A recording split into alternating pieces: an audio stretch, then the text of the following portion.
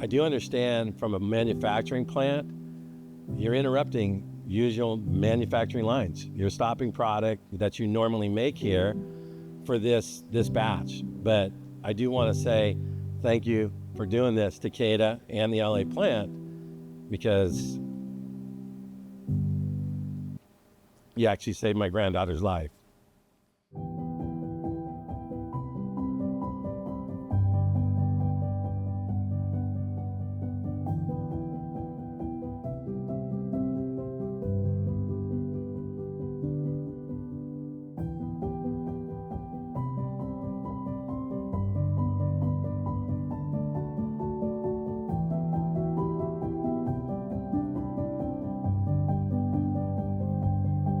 This is an important event for us, not because it's a commercial driver of value for Takeda, but because it's so true to who we are as a company, as a truly patient-centric, values-led company, and nothing expresses that more than an initiative like this.